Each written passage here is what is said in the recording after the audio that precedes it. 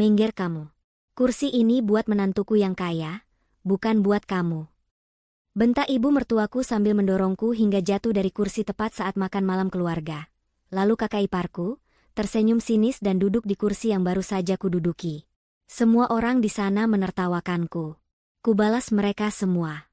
Keesokan paginya, aku terbangun oleh 57 panggilan tak terjawab dari mereka. Karena, sebelum ceritanya dimulai, silahkan tulis di kolom komentar dari daerah mana saja teman-teman yang menonton cerita ini. Jangan lupa like dan subscribe agar channel ini bisa semakin berkembang dan bisa mempersembahkan cerita yang lebih menarik lagi. Malam itu, udara di restoran Imperial terasa berat dan menyesakan. Ini bukan jenis restoran yang biasa Tasya datangi. Langit-langitnya tinggi, dihiasi lampu kristal raksasa yang menumpahkan cahaya kuning mahal ke atas taplak meja putih bersih. Para pelayan bergerak nyaris tanpa suara di atas karpet beludru tebal. Aroma parfum mahal bercampur dengan bau samar steak dan anggur. Tasya merapatkan genggamannya pada lengan suaminya, Rizky. Rizky sendiri tampak tegang. Kemeja batik sutra yang dipakainya terasa kaku, dan keringat tipis membasahi pelipisnya. Ini adalah makan malam keluarga besar Rizky. Acara yang paling ditakuti Tasya. Tasya membenarkan letak hijab sederhananya. Ia hanya mengenakan gamis katun polos berwarna coklat muda. Di lautan manusia yang mengenakan perhiasan berkilauan dan jam tangan mewah, Tasya merasa seperti sehelai daun kering yang salah tempat. Rizky menariknya ke sebuah meja pribadi yang sangat panjang di ruangan semi tertutup. Di sana, keluarga inti suaminya sudah berkumpul. Ada ayah mertuanya, Pak Herman, seorang pria bertubuh besar dengan wajah kaku yang terus-menerus melihat jam tangannya. Di sebelahnya duduk Doni, kakak Rizky, yang sibuk menggulir layar ponselnya dengan ekspresi bosan. Di samping Doni, duduk istrinya, Kalina. Kalina adalah antitesis dari Tasya. Rambutnya disanggul sempurna, gaun merahnya memeluk tubuh, dan berlian di leher serta telinganya seakan bersaing dengan lampu kristal di atas mereka. Kalina melirik kedatangan Tasya dan Rizky, bibirnya yang merah menyala sedikit terangkat membentuk senyuman sinis. Rizky berdeham. Malam, ayah, Mas Doni, Mbak Kalina. Ayah mertuanya hanya mengangguk sekilas, tidak mengangkat pandangannya dari jam tangan. Doni bergumam tanpa menoleh. Hanya Kalina yang menjawab, suaranya terdengar manis namun penuh racun. Oh, kalian sudah datang? Kirain tidak jadi. Ibu tadi bilang, mungkin si gembel tidak punya baju yang pantas untuk dipakai ke sini. Wajah Rizky memerah. Kalina, jaga ucapanmu. Tasya istriku. Istri? Kalina tertawa kecil. Aku hanya bercanda, Rizky. Jangan tegang begitu. Tasya hanya menunduk. Ia sudah terbiasa. Selama 2 tahun pernikahannya dengan Rizky, ia tidak pernah dianggap ada. Ia adalah si gembel, si yatim piatu miskin yang entah bagaimana berhasil menjerat Rizky, anak kedua dari keluarga terpandang. Rizky menarik sebuah kursi untuk Tasya, di antara dirinya dan kursi kosong di ujung meja yang jelas disiapkan untuk Ibu Sarah. Tasya duduk dengan canggung. Ia meletakkan tas selempang kecilnya di pangkuan. Suasana hening. Hanya terdengar denting sendok dan garpu dari meja lain di luar ruangan mereka. Tasya merasa setiap detik merayap seperti siput. Ia mencoba tersenyum pada Rizky, namun suaminya itu sibuk menuangkan air putih ke gelasnya, menghindari tatapan mata Tasya. Rizky pengecut. Tasya tahu itu. Tapi ia masih mencintainya. Atau setidaknya, ia mencintai bayangan pria yang ia kira Rizky saat mereka pertama bertemu. 10 menit kemudian, pintu ruangan itu terbuka lebar. Ibu Sarah masuk. Ia mengenakan kaftan yang disulam benang emas, perhiasannya jauh lebih mencolok daripada Kalina. Wajahnya disapu riasan tebal, dan aroma parfumnya begitu kuat hingga membuat Tasya ingin bersin. Ibu Sarah berjalan masuk seperti seorang ratu yang memasuki istananya. Matanya yang tajam langsung memindai seisi meja. Ia tersenyum pada Kalina, mengangguk pada Doni dan suaminya, lalu matanya berhenti tepat pada Tasya. Ekspresi wajah Ibu Sarah langsung berubah dari angkuh menjadi jijik. Ia berjalan lurus ke arah Tasya. Rizky, melihat ibunya datang, buru-buru berdiri. Ibu, selamat malam. Ibu mau pesan. Diam kamu, bentak Ibu Sarah pada Rizky, sebelum mengalihkan seluruh perhatiannya pada Tasya yang masih duduk. Mau apa kamu di sini? Tasya mendongak, bingung. Saya datang bersama Mas Rizky, Bu. Oh, berani sekali kamu. Kamu pikir kamu siapa? Kamu pikir setelah menikah dengan anakku, kamu jadi bagian dari keluarga ini? Suara Ibu Sarah mulai meninggi, menarik perhatian beberapa pelayan yang berdiri di sudut. "Bu, tolong," bisik Rizky, mencoba menenangkan. Tapi Ibu Sarah mengabaikannya. Ia menunjuk wajah Tasya. "Dengar, gembel. Tempatmu bukan di sini. Kamu itu aib. Aib keluarga." Dan kemudian, hal itu terjadi. Dengan gerakan cepat yang mengejutkan, Ibu Sarah menumpukan kedua tangannya di bahu Tasya dan mendorongnya dengan sekuat tenaga. "Minggir kamu." Tasya tidak siap. Dorongan itu begitu kuat hingga kursi yang didudukinya tergeser ke belakang dan kehilangan keseimbangan. Tasya menjerit pelan saat ia, kursinya, dan semua harga dirinya, jatuh terguling ke lantai karpet yang tebal. "Kursi ini buat menantuku yang kaya, bukan buat gembel sepertimu. Keluar dari sini. Acara ini hanya untuk keluarga terhormat." Teriakan Ibu Sarah menggema di seluruh ruangan. Untuk sesaat, dunia berhenti. Hanya ada suara napas Tasya yang terengah-engah. Hijabnya menjadi miring, menampakkan sedikit rambutnya. Tas kecilnya terlempar. Isinya berceceran di lantai. Sebuah dompet tipis, ponsel lama, dan sebatang lip balm. Lalu, tawa itu meledak. Itu dimulai dari Kalina. Ia menutup mulutnya, tapi matanya menari-nari penuh kemenangan. Lalu Doni ikut tertawa, tawa yang dalam dan meremehkan. Beberapa kerabat lain di meja itu ikut tersenyum canggung, tidak berani menertawakan tapi juga tidak berani membela. Ayah mertuanya, Pak Herman, hanya menghela napas panjang, tampak kesal karena keributan itu, bukan karena penghinaannya. Tasya membeku di lantai. Ia tidak merasakan sakit fisiknya. Yang ia rasakan adalah tusukan ribuan jarum es di hatinya. Ia melihat ke sekeliling. Tawa. Senyum sinis. Wajah-wajah yang memandangnya seperti ia adalah sampah. Kalina, dengan gerakan yang anggun seolah sedang menari, berdiri dari kursinya, melangkahi kaki Tasya yang masih tergeletak, dan duduk dengan angkuh di kursi yang baru saja diduduki Tasya. Ia menepuk-nepuk sandaran kursi itu. "Ah, terima kasih, Ibu. Kursi ini memang jauh lebih nyaman." Semua orang kembali tertawa. Tasya menahan air matanya. Ia tidak akan menangis. Tidak di sini. Matanya mencari satu orang. Satu-satunya alasannya berada di sana. Rizky. Suaminya itu berdiri mematung. Wajahnya pucat pasi. Tangannya terkepal di sisi tubuhnya. Ia menatap ibunya, lalu menatap Tasya di lantai, lalu kembali ke ibunya. Ia membuka mulut, tapi tidak ada suara yang keluar. Ia seperti ikan yang terdampar di daratan, megap-megap mencari udara, mencari keberanian yang tidak pernah ia miliki. Melihat suaminya yang hanya diam, sesuatu di dalam diri Tasya retak dan pecah selamanya. Cinta yang ia pertahankan, harapan yang ia pupuk, semuanya hancur berkeping-keping di lantai restoran mahal itu. Dengan martabat yang tersisa, Tasya mulai memunguti barang-barangnya. Ia memasukkan kembali dompet dan ponselnya ke dalam tas. Ia merapikan hijabnya dengan tangan yang gemetar hebat. Ia berusaha berdiri, namun kakinya terasa lemas. Akhirnya, Rizky bergerak.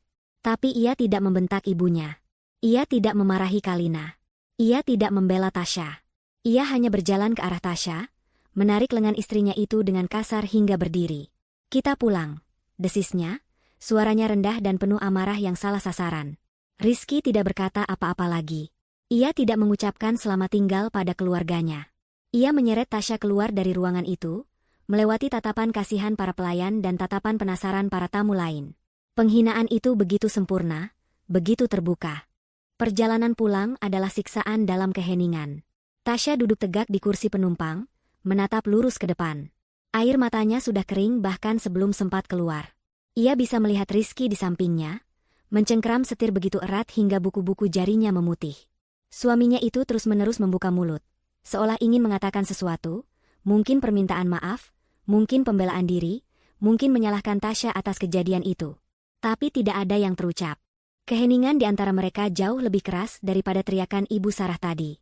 Setibanya di rumah kontrakan kecil mereka, Rizky akhirnya berbicara saat mereka masuk ke ruang tamu yang gelap. "Tasya, Ibu memang begitu. Dia tidak bermaksud." Tasya tidak menoleh. Ia hanya berkata dengan suara datar, "Aku lelah.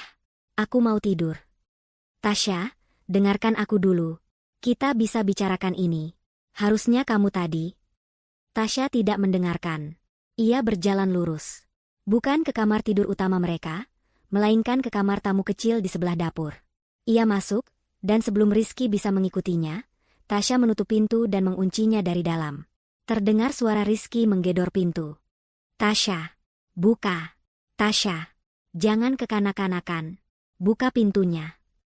Tasya bersandar di pintu, akhirnya membiarkan tubuhnya gemetar. Tapi ia tidak menangis. Ia merasakan sesuatu yang lain. Bukan kesedihan. Bukan kemarahan. Itu adalah kelegaan. Kelegaan karena semuanya sudah berakhir. Topengnya sudah hancur, dan begitu pula topeng suaminya. Setelah gedoran di pintu berhenti dan ia mendengar langkah Rizky yang frustrasi menjauh, Tasya duduk di tepi tempat tidur. Ia merogoh tasnya dan mengeluarkan ponsel lamanya. Ia menatapnya sejenak. Lalu, ia membuka laci nakas, mengeluarkan sebuah ponsel lain. Ponsel pintar keluaran terbaru yang sangat tipis dan canggih, yang tidak pernah Rizky ketahui keberadaannya. Ia menyalakan ponsel itu. Tidak ada kata sandi, hanya pemindai sidik jari. Layarnya menyala, menampilkan antarmuka yang bersih. Hanya ada satu kontak di dalamnya, disimpan dengan nama pengacara. Tasya membuka aplikasi pesan aman. Jari-jarinya bergerak cepat dan mantap, tidak lagi gemetar. Ia mengetik satu kalimat singkat.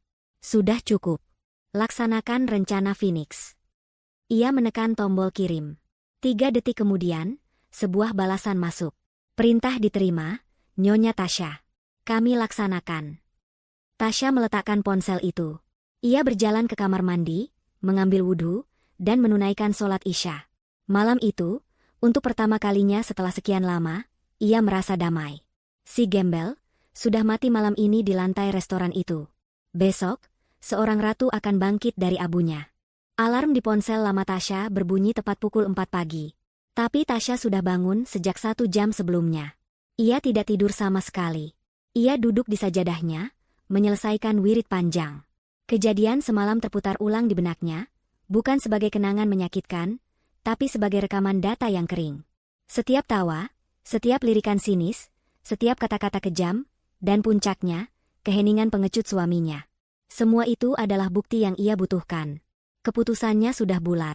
Setelah semalam ia mengirimkan pesan, rencana Phoenix, itu, ia menghabiskan sisa malamnya dengan berdoa dan berpikir. Ia memikirkan ayahnya. Kilas balik memenuhi benaknya. Tasya bukanlah yatim piatu miskin seperti yang diketahui semua orang. Itu adalah sebuah kebohongan rumit yang dirancang dengan sempurna. Ia adalah Tasya, pewaris tunggal Astra Group, sebuah konglomerasi multinasional raksasa yang bisnisnya menggurita dari pertambangan, perbankan, hingga teknologi. Ayahnya, seorang pria brilian namun paranoid setelah kematian istrinya, telah menyembunyikan identitas Tasya sejak ia remaja. Dunia ini penuh serigala. Nak, kata ayahnya suatu hari, saat mereka duduk di jet pribadi mereka, memandangi awan. Mereka akan mencium bau uangmu dari jarak ribuan kilometer. Mereka akan memujimu, mencintaimu, menikahimu, lalu mengkhianatimu demi warisanmu. Maka, diciptakanlah persona, Tasya si gembel. Ia disekolahkan di universitas negeri biasa, bukan di Harvard atau Oxford. Ia tinggal di rumah kos sederhana. Setelah ayahnya meninggal dunia 5 tahun lalu, ia melanjutkan sandiwara itu. Ia bekerja sebagai staf administrasi rendahan di salah satu anak perusahaan Astra Group, di mana tidak ada seorang pun yang mengenali wajah pemilik asli perusahaan itu. Semua operasional perusahaan dipegang oleh dewan direksi yang sangat loyal pada ayahnya, dipimpin oleh seorang pria bernama Pak Budi. Tasya melakukan semua ini hanya untuk satu hal, mencari cinta sejati. Seseorang yang akan mencintainya apa adanya, saat ia tidak memiliki apa-apa. Lalu ia bertemu Rizky. Rizky adalah seorang manajer junior di perusahaan lain. Ia tampak berbeda. Ia sopan, religius, dan tampak tidak peduli pada fakta bahwa Tasya hanya seorang admin miskin. Ketika ia melamar Tasya, ia menangis bahagia. Ia pikir ia telah menemukannya. Ia pikir ia telah memenangkan pertaruhan ayahnya. Pertemuan dengan keluarga Rizky adalah tamparan pertama. Ibu Sarah dan Kalina terang-terangan membencinya. Mereka menyebutnya pembawa sial, dan benalu. Tapi Rizky membelanya. Aku mencintai Tasya apa adanya, Bu, katanya saat itu. Tasya memegang erat kata-kata itu. Ia menoleransi semua hinaan, semua cibiran, demi kata-kata itu. Namun, ayahnya tidak hanya mengajarinya untuk bersembunyi.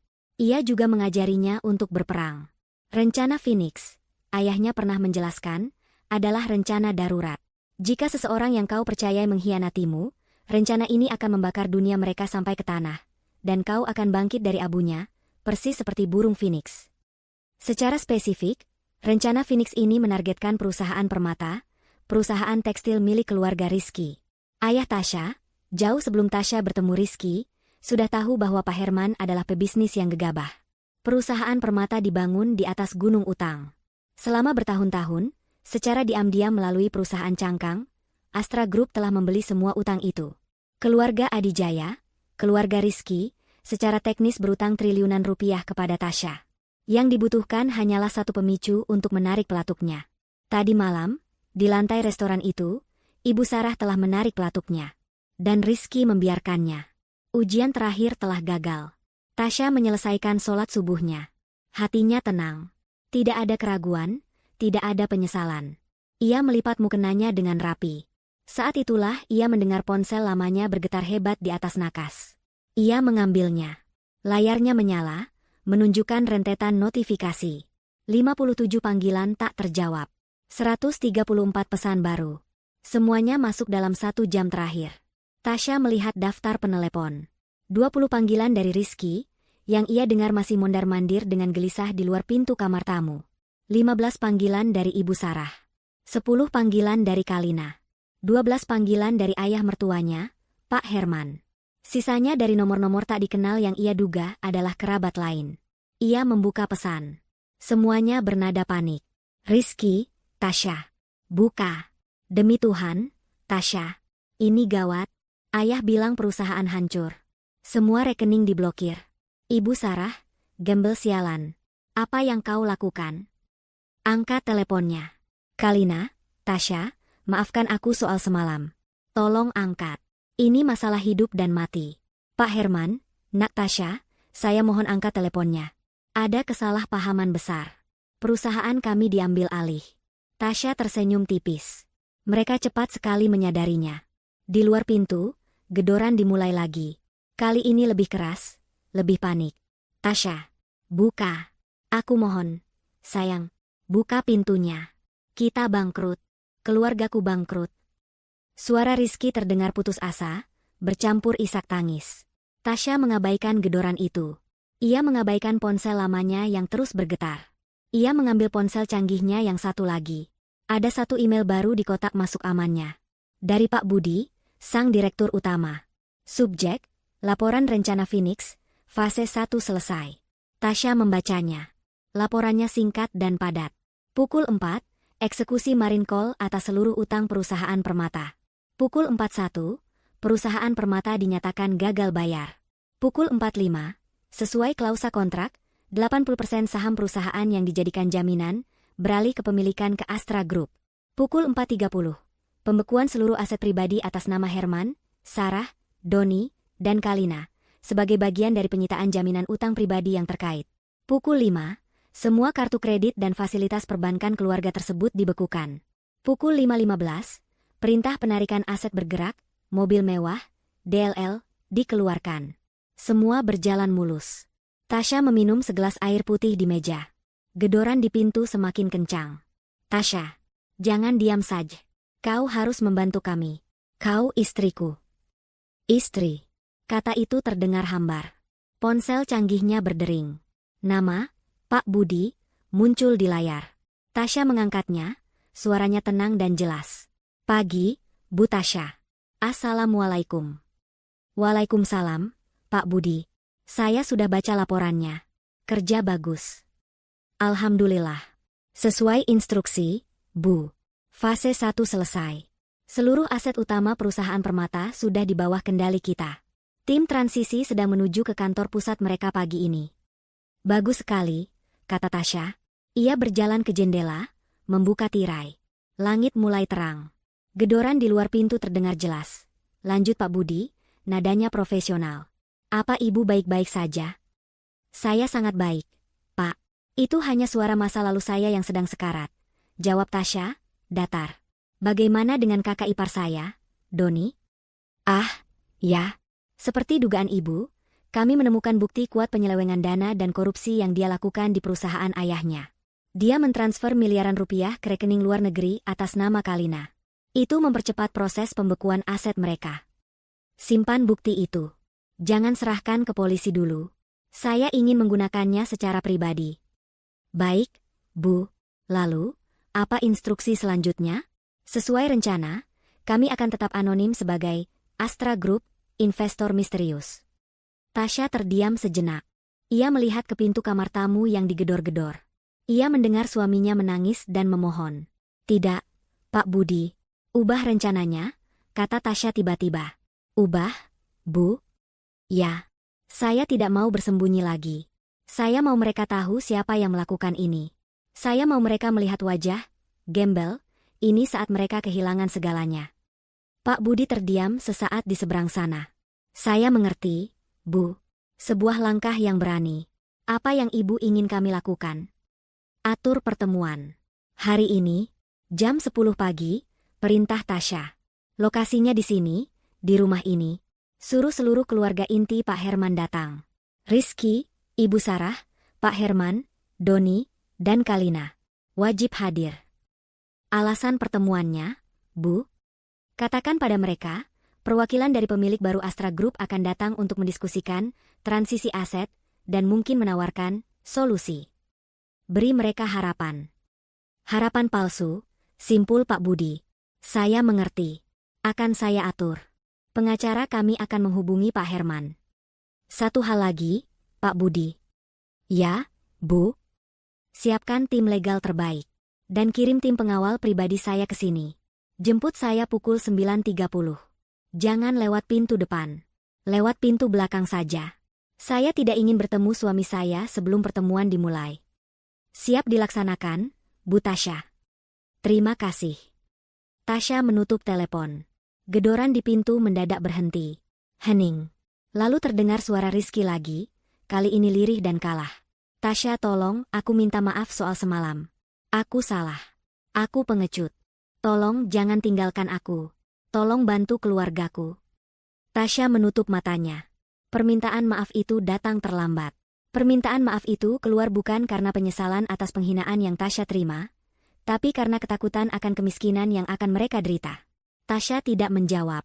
Ia berjalan ke lemari pakaian kecil di kamar itu. Ia mendorong gantungan berisi gamis-gamis sederhananya ke samping, memperlihatkan sebuah panel palsu di dinding belakang. Ia membukanya. Di dalamnya, tergantung rapi beberapa setel pakaian yang sangat berbeda.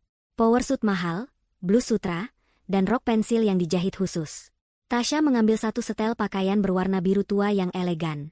Ia juga mengambil satu set hijab sutra yang serasi. Ia akan bersiap. Pukul 10 pagi ini, keluarga Adijaya akan bertemu langsung dengan si gembel. Dan mereka akan belajar, dengan cara yang sangat keras, apa arti dari kata penghinaan.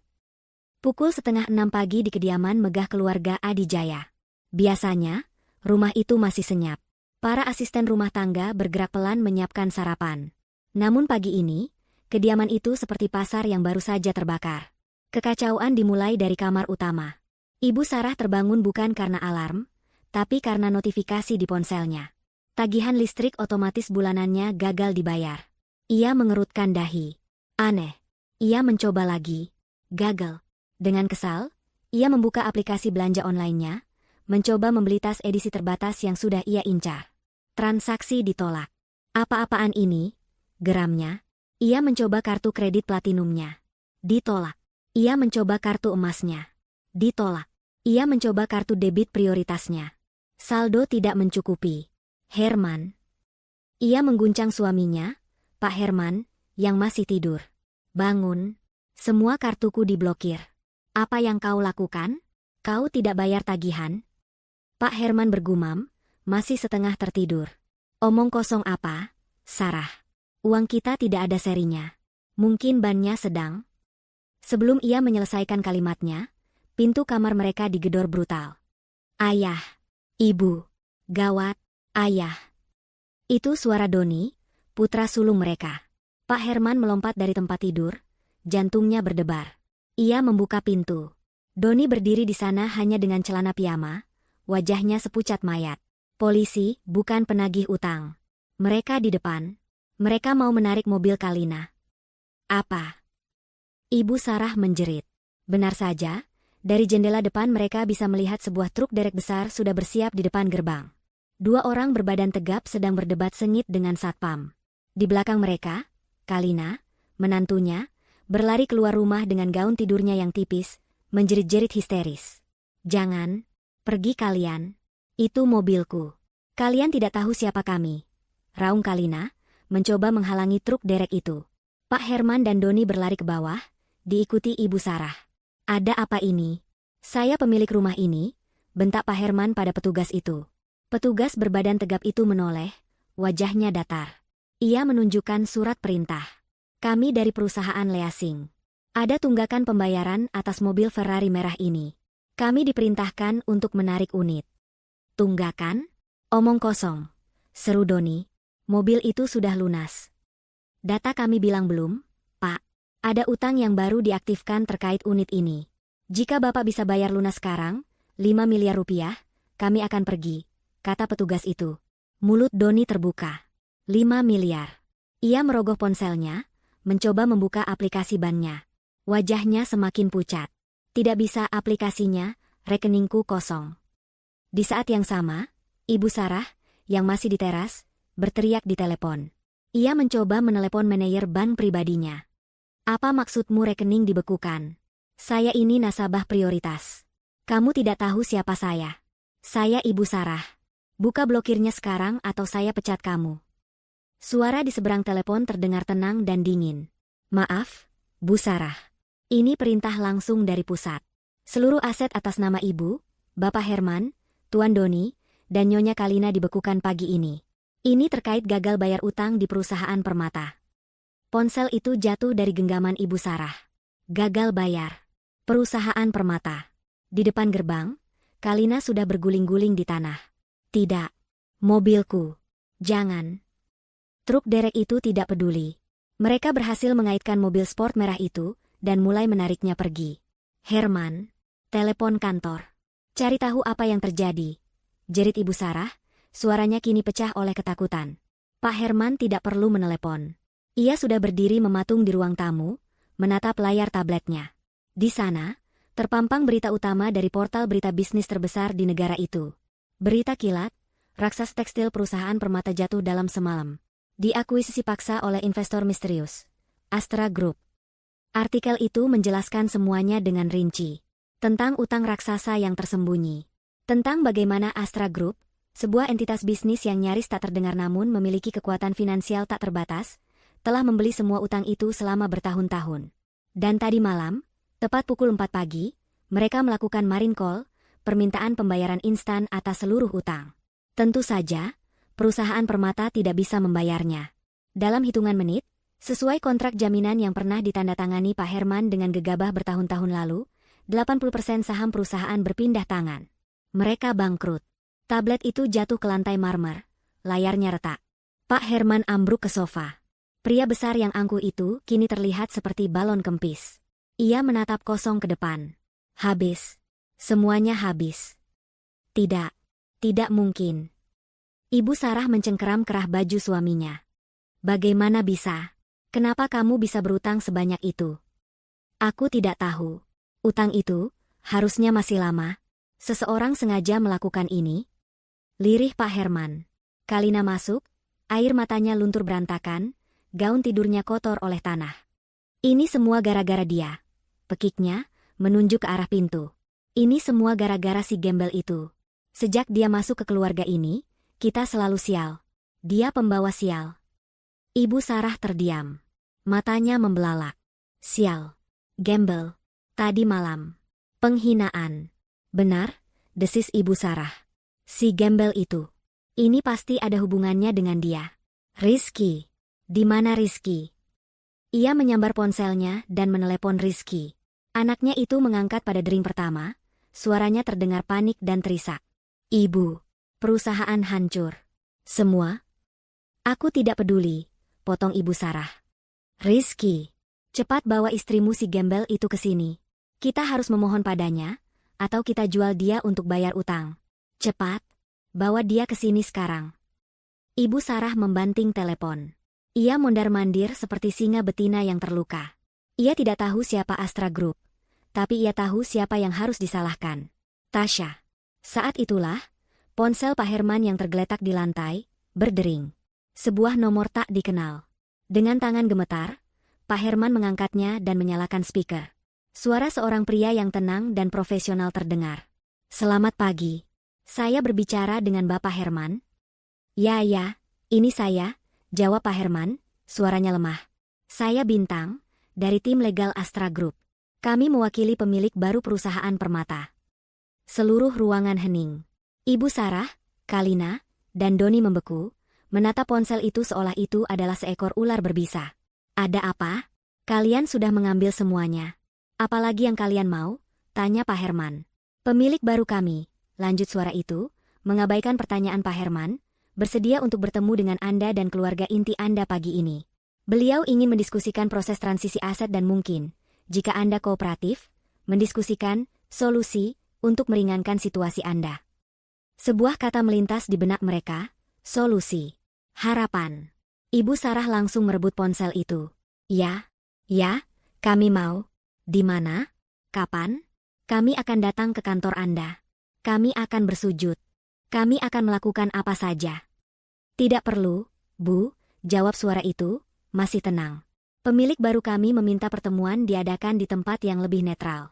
Pukul 10 pagi ini. Di kediaman Tuan Rizky Adijaya." Hening lagi. Di rumah Rizky?" ulang Ibu Sarah, bingung. "Benar. Pastikan Bapak Herman, Ibu Sarah, Tuan Doni, dan Nyonya Kalina hadir tepat waktu. Perwakilan kami akan tiba di sana pukul 10 tepat. Selamat pagi." Telepon ditutup. Mereka berempat saling pandang. Kebingungan, ketakutan, dan sepercik harapan liar bercampur aduk.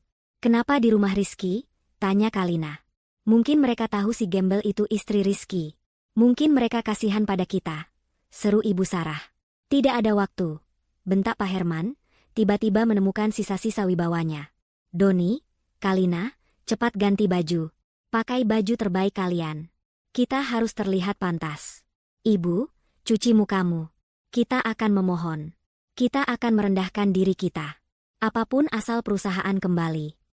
Dalam sekejap, keluarga yang baru saja hancur itu bergerak serempak. Mereka berlari ke kamar masing-masing, berebut kamar mandi, mencari pakaian termahal mereka yang tersisa. Mereka akan pergi ke rumah kontrakan kecil Rizky yang mereka hina. Mereka akan bertemu pemilik misterius Astra Group. Dan mereka akan memohon demi hidup mereka. Rizky bersandar di pintu kamar tamu. Tubuhnya luruh ke lantai yang dingin. Ia sudah di sana sejak 1 jam lalu, sejak ia menutup telepon dari ibunya. Pikirannya kacau. Hancur. Bangkrut. Perusahaan ayahnya hilang dalam semalam. Semua rekening dibekukan. Tapi bukan itu yang paling menakutinya. Yang paling menakutinya adalah keheningan di balik pintu ini. Setelah subuh tadi, gedorannya yang panik tidak dijawab. Tapi ia tahu Tasya ada di dalam. Ia mendengarnya. Ia mendengar suara air wudhu. Ia mendengar gumaman lirih doa. Dan yang paling mengerikan, sekitar pukul 6 pagi, ia mendengar Tasya berbicara di telepon. Itu bukan suara Tasya, si gembel, yang ia kenal. Suara istrinya yang biasanya lembut dan sedikit pemalu itu telah hilang. Suara yang ia dengar dari balik pintu itu tenang, dingin, dan penuh wibawa. Rizky hanya bisa menangkap beberapa kata. "Laksanakan, Pak Budi, jangan serahkan ke polisi dulu, atur pertemuan jam 10 di sini." Setiap kata itu menusuknya seperti jarum es. Siapa Pak Budi? Kenapa Tasya bicara soal polisi? Dan kenapa pertemuan itu diatur di rumah mereka? Rasa takut yang baru, yang jauh lebih dalam, mencengkeram Rizky. Apakah Tasya ada hubungannya dengan ini? Tidak mungkin. Pikiran itu terlalu absurd. Tasya adalah seorang admin rendahan. Seorang yatim piatu miskin. Tapi, suara itu, kini, didorong oleh keputusasaan dan panggilan telepon ibunya, ia kembali memohon. Ia tidak menggedor lagi. Ia hanya terduduk lemas, menyandarkan pipinya ke kayu pintu yang dingin. "Tasya, sayang aku mohon, buka pintunya," lirihnya, air mata mengalir tanpa ia sadari. "Aku minta maaf soal semalam. Aku bersumpah, aku minta maaf. Aku pengecut. Aku suami yang gagal. Aku tahu." Hening. Tidak ada jawaban dari dalam. "Tapi sekarang keluargaku hancur, Tasya. Semuanya hilang. Perusahaan ayah diambil orang. Ibu meneleponku, dia menangis. Mereka menyita mobil Kalina. Rekening kami kosong. Kami tidak punya apa-apa lagi, Rizky menarik napas dalam-dalam, isakannya tertahan. Aku tahu aku tidak pantas memintamu. Aku sudah gagal melindungimu. Aku membiarkan ibu dan Kalina menghinamu. Aku diam saja. Aku benci diriku sendiri, Tasya. Tapi aku mohon padamu, tolong. Tolong bantu keluargaku, bisiknya. Aku mencintaimu. Aku sungguh mencintaimu. Jangan tinggalkan aku di saat seperti ini. Aku butuh kamu. Di dalam kamar, Tasya berdiri di depan cermin besar yang tersembunyi di balik lemari. Ia sudah selesai mandi dan berganti pakaian. Gamis katun coklatnya terlipat rapi di sudut tempat tidur, seperti kulit ular yang sudah ia tanggalkan. Ia kini mengenakan kemeja sutra putih bersih dan satu setel power suit berwarna biru navy yang dijahit sempurna membalut tubuhnya. Potongannya tegas, mahal, dan berkuasa. Rambutnya ia gulung rapi sebelum ia memakai dalaman hijab. Ia mendengarkan setiap kata yang diucapkan Rizky dari balik pintu. Setiap kata adalah paku terakhir di peti mati pernikahan mereka. Aku minta maaf soal semalam. Terlambat. Aku pengecut. Sebuah pengakuan yang jujur, namun tak berguna. Tolong bantu keluargaku. Ah, itu dia. Intinya. Bukan, tolong maafkan aku karena telah menyakitimu. Tapi, tolong selamatkan aset keluargaku. Aku mencintaimu. Kebohongan termanis yang kini terasa pahit di lidah Tasya. Tasya menatap pantulan dirinya di cermin. Mata wanita di cermin itu tenang, tajam, dan tanpa ampun. Cintamu tidak cukup kuat untuk membelaku. Batin Tasya menjawab Rizky dalam hatinya. Cintamu bersyarat. Dan kini syaratnya sudah hilang. Ia meraih hijab sutra yang serasi, warnanya senada dengan jasnya. Dengan gerakan yang terlatih dan anggun, ia mulai melilitkannya di kepalanya. Setiap lipatan rapi, setiap jarum pentul tersemat dengan presisi. Ini bukan lagi hijab sederhana, si gembel. Ini adalah mahkota. Bel rumah mereka berbunyi. Bukan bunyi, ding-dong, biasa. Tapi bunyi bel yang ditekan berkali-kali, panik, dan tidak sabar. Rizky tersentak. Pukul 9 pagi. Pasti keluarganya. Ia cepat-cepat mengusap air matanya, bangkit berdiri, dan berlari ke pintu depan. Benar saja.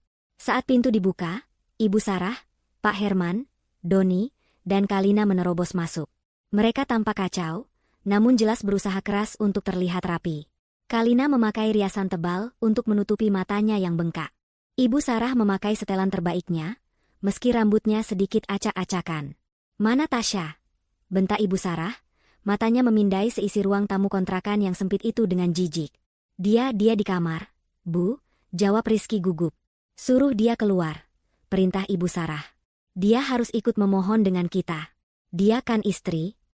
Tidak, potong Pak Herman, suaranya berat. Dia tidak boleh ada di sini. Perwakilan Astra Group akan datang. Kita tidak mau si gembel itu mempermalukan kita dan merusak negosiasi. Suruh dia tetap di kamar. Kunci dia kalau perlu.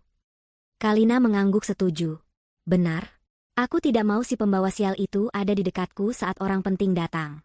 Rizky, buatkan minum. Teh atau kopi. Siapkan yang terbaik yang ada di dapur jahanam ini.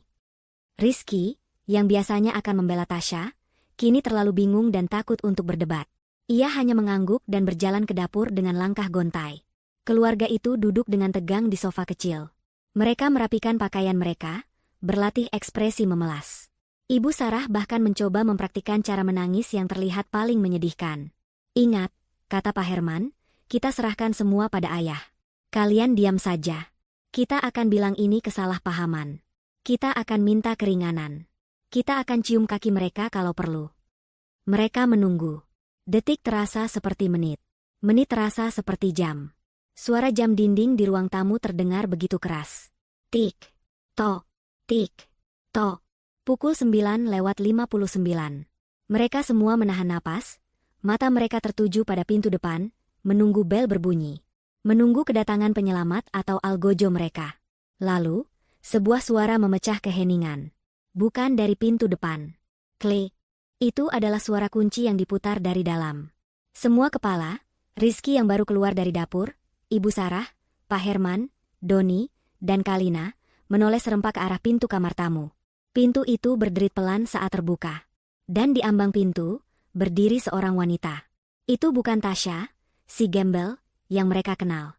Bukan wanita bergamis kusam dengan tatapan mata yang selalu menunduk. Wanita yang berdiri di sana tinggi, tegap, dan memancarkan aura kekuasaan yang begitu pekat hingga membuat udara di ruangan itu terasa tipis. Ia mengenakan setelan biru navy yang harganya mungkin lebih mahal dari gabungan gaji mereka setahun. Hijab sutranya tertata sempurna. Wajahnya yang cantik ini terlihat dingin dan berwibawa.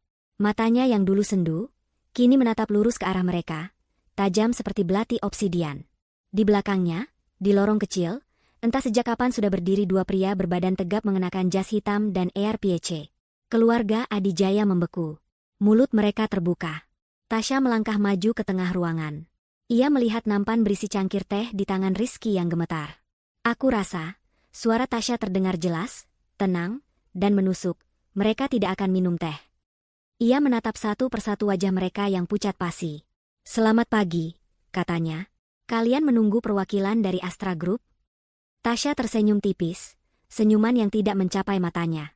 Perkenalkan, saya Tasya, pemilik Astra Group. Rapatnya bisa kita mulai sekarang. Keheningan yang pecah di ruang tamu sempit itu lebih memekakan telinga daripada teriakan Ibu Sarah semalam. Nampan berisi cangkir-cangkir teh bergetar di tangan Rizky, sebelum akhirnya jatuh ke lantai. Suara keramik pecah dan air panas yang tumpah memercik kemana-mana. Tapi tidak ada yang bergerak untuk membersihkannya. Tidak ada yang berkedip. Mereka berlima, Rizky, Ibu Sarah, Pak Herman, Doni, dan Kalina, hanya bisa menatap sosok wanita yang berdiri di ambang pintu kamar tamu. Rizky adalah yang pertama menemukan suaranya, meski yang keluar hanyalah bisikan serak. Tasya, apa maksudmu? Kalina tertawa. Tawa yang sumbang, kering, dan penuh histeria. Hah? Apa katanya tadi? Pemilik Astra Group? Hahaha. Tasya, kamu sudah gila, ya? Kamu pasti sudah gila karena kejadian semalam. Gembel sepertimu? Pemilik perusahaan? Ibu Sarah, setelah beberapa detik membeku, akhirnya meledak. Wajahnya memerah padam, lebih marah dari yang pernah Tasya lihat. Bohong. Dasar gembel tidak tahu diri. Kau pikir kau siapa? Kau pasti disuruh seseorang. Iya kan? Kau pasti jalangnya orang kaya di luar sana. Kau mau menipu kami. Ibu Sarah melangkah maju, tangannya terangkat, siap menampar wajah Tasya. Tapi ia tidak pernah sampai. Salah satu pria berjas hitam yang berdiri di belakang Tasya bergerak dengan kecepatan kilat. Ia tidak menyentuh Ibu Sarah. Ia hanya berdiri di antara Tasya dan ibu mertuanya itu, sebuah dinding manusia yang diam namun mengintimidasi. Ibu Sarah terhuyung mundur, kaget melihat reaksi cepat itu. Tasya bahkan tidak bergeming. Ia hanya menatap Ibu Sarah dengan dingin. Cukup, Bu Sarah. Suaranya tenang, namun mematikan. Saya sarankan Anda duduk. Kita punya banyak hal untuk dibicarakan. Pak Herman, yang sedari tadi diam menganalisis situasi, akhirnya angkat bicara. Otak bisnisnya berputar, mencoba mencari penjelasan logis. Ini pasti jebakan. Ini pasti sebuah sandiwara yang rumit. Nak Tasya, katanya, mencoba memakai nada kebapakan yang diplomatis. Kami sedang menunggu orang yang sangat penting. Perwakilan dari Astra Group. Tolong, jangan buat lelucon di saat seperti ini. Ini masalah hidup dan mati bagi kami. Sekarang, bawa pengawalmu ini, entah kau sewa dari mana, dan masuk kembali ke kamarmu. Biarkan kami yang mengurus ini. Tasya tersenyum. Senyuman itu yang akhirnya menghancurkan harapan mereka. Itu bukan senyum Tasya, si gembel, yang penurut. Itu adalah senyum seorang predator yang telah memojokkan mangsanya. Anda benar, Pak Herman. Ini masalah hidup dan mati. Dan perwakilan Astra Group sudah ada di sini. Tasya menoleh sedikit ke belakang. Pria berjas hitam kedua, yang tadi tidak bergerak, melangkah maju. Dia bukan pengawal berotot seperti yang pertama. Dia lebih kurus, memakai kacamata, dan membawa sebuah koper kulit tipis. Dia adalah asisten Bintang, pria yang tadi pagi berbicara dengan Pak Herman di telepon. Mungkin Anda akan lebih percaya pada dokumen, kata Tasya. Bintang meletakkan koper itu di atas meja kopi yang sempit. Ia membukanya dengan satu klik yang tajam. Keluarga Adijaya mencondongkan tubuh ke depan, mata mereka terpaku pada isi koper itu. Bintang mengeluarkan selembar dokumen tebal yang dijilid rapi.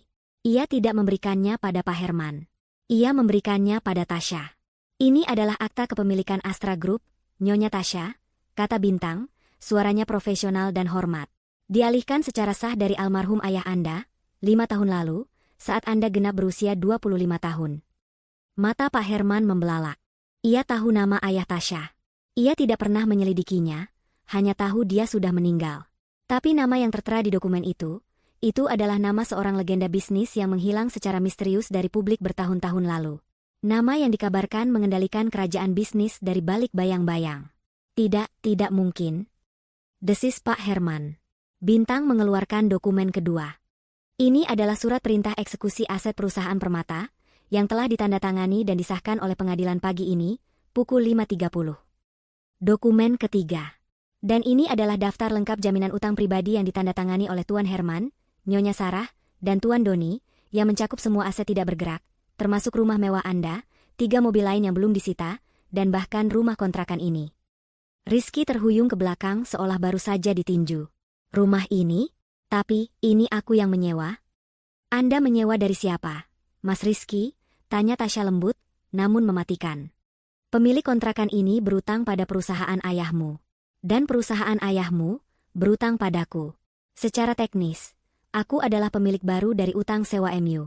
Selamat, Anda sekarang adalah penyewa saya. Itu adalah paku terakhir. Penyangkalan mereka hancur berkeping-keping. Kalina ambruk ke sofa. Tidak mungkin. Doni menatap Tasya dengan ngeri, seolah baru pertama kali melihat hantu. Ibu Sarah menunjuk Tasya dengan jari gemetar. Kau menipu kami. Kau iblis. Kau menikah dengan anakku hanya untuk menghancurkan kami. Tasya akhirnya bergerak. Ia berjalan pelan melewati mereka, mengabaikan pecahan keramik di lantai. Sepatu hak mahalnya berbunyi pelan di lantai ubin yang murah. Ia berjalan ke satu-satunya sofa tunggal di ruangan itu, kursi favorit Pak Herman, dan duduk dengan anggun. Ia menyilangkan kakinya. Aura kekuasaannya memenuhi seluruh ruangan sempit itu, membuatnya terasa semakin sesak. Ia menatap Ibu Sarah. Menipu? Saya? Saya hidup sederhana. Saya memakai gamis katun. Saya naik angkutan umum. Saya tidak pernah berbohong tentang siapa saya. Saya hanya tidak menceritakan semua hal. Kalian, Tasya memandang mereka satu persatu, yang mengasumsikan saya gembel. Kalian yang merendahkan saya berdasarkan apa yang saya pakai, bukan siapa saya. Ia menoleh pada Rizky, yang masih berdiri mematung di dekat tumpahan teh. Dan kau, suamiku. Kau menikah denganku. Kau tidur di sebelahku selama 2 tahun. Dan kau tidak pernah benar-benar melihat aku. Rizky akhirnya luruh ke lantai, berlutut. Tasya aku tidak tahu. Tentu saja kau tidak tahu, kata Tasya, suaranya datar. Kau terlalu sibuk mengkhawatirkan apa kata ibumu. Kau terlalu sibuk merasa malu membawaku ke keluargamu. Kau tidak pernah bertanya tentang hidupku. Kau tidak pernah bertanya tentang orang tuaku. Kau hanya menikmati peranmu sebagai pahlawan yang menikahi gadis miskin. Tasya mengalihkan pandangannya kembali ke Pak Herman. Sekarang, mari kita bicara bisnis. Seperti yang asisten Bintang katakan, Astra Group kini adalah pemilik sah perusahaan Permata. Kalian di sini karena saya memberi kalian satu kesempatan terakhir. Bukan untuk bernegosiasi, tapi untuk mendengarkan. Asisten Bintang, perintah Tasya, tolong jelaskan pada mereka status mereka saat ini. Saya tidak suka mengulang. Bintang mengangguk. Ia berdiri tegak, memegang tabletnya. Baik, Nyonya Tasya. Bapak Herman, Nyonya Sarah, Tuan Doni, Nyonya Kalina. Per detik ini, status kalian adalah bangkrut. Kalian tidak memiliki apa-apa. Rumah mewah kalian akan disegel siang ini. Kalian punya waktu 2 jam untuk mengambil barang-barang pribadi. 2 jam? Jerit Kalina. Bintang mengabaikannya. Semua rekening bank, deposito, dan investasi kalian telah dibekukan secara permanen untuk menutupi sebagian kecil dari utang kalian. Kalian tidak punya uang sepeser pun. Pak Herman menunduk, bahunya berguncang. Pria angkuh itu hancur. Dan, lanjut Bintang, melirik ke arah Doni, kami juga menemukan beberapa ketidakberesan dalam pembukuan internal perusahaan. Wajah Doni yang sedari tadi pucat, kini berubah menjadi hijau karena panik. Tasya mengangkat tangannya, menghentikan Bintang. Itu, katanya, matanya tertuju pada Kalina dan Doni, adalah topik khusus yang ingin saya bahas sekarang. Keheningan di ruangan itu kini terasa berbeda. Bukan lagi hening karena kaget, melainkan hening yang pekat oleh rasa takut. Tatapan Tasya beralih dari Pak Herman yang hancur, ke Doni dan Kalina.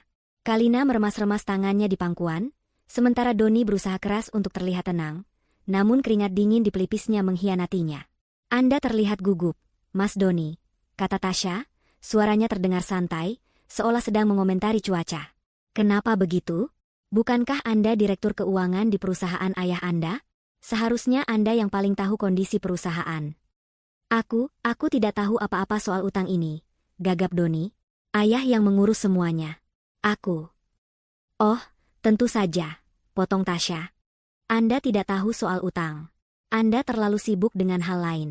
Misalnya, Tasya mencondongkan tubuhnya sedikit, menciptakan faktur-faktur fiktif. Wajah Doni memutih. Aku tidak mengerti maksudmu. Tidak mengerti? Tasya tersenyum. Asisten Bintang, tolong segarkan ingatan Tuan Doni. Bintang mengangkat tabletnya. Ia tidak perlu membaca. Ia sudah hafal di luar kepala. Tuan Doni, selama 3 tahun terakhir, Anda telah menyetujui pembayaran kepada 3 perusahaan pemasok cangkang. Perusahaan-perusahaan itu, Serat Emas, Benang Mulia, dan Sutra Abadi, semuanya fiktif.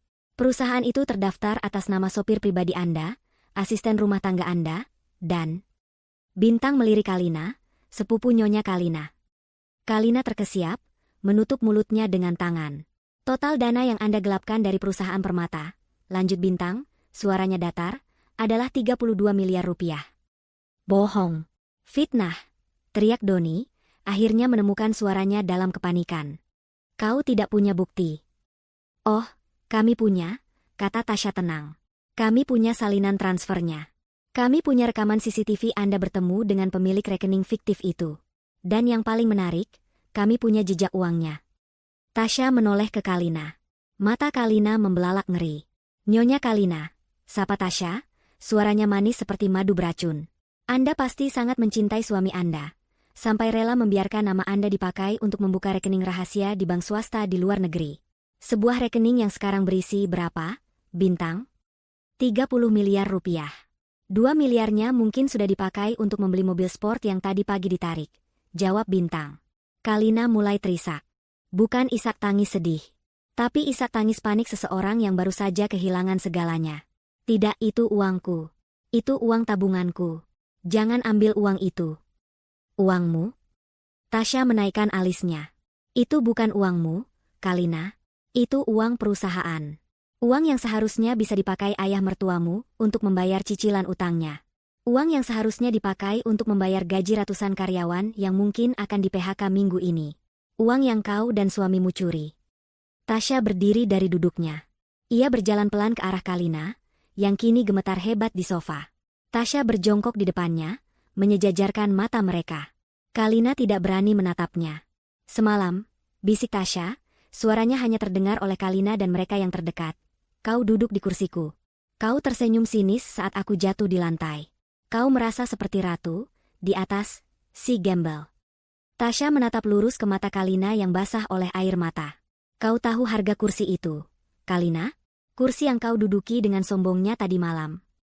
Kalina hanya bisa menggeleng, terisak. Harganya adalah kebebasan suamimu. Dan semua uang curianmu.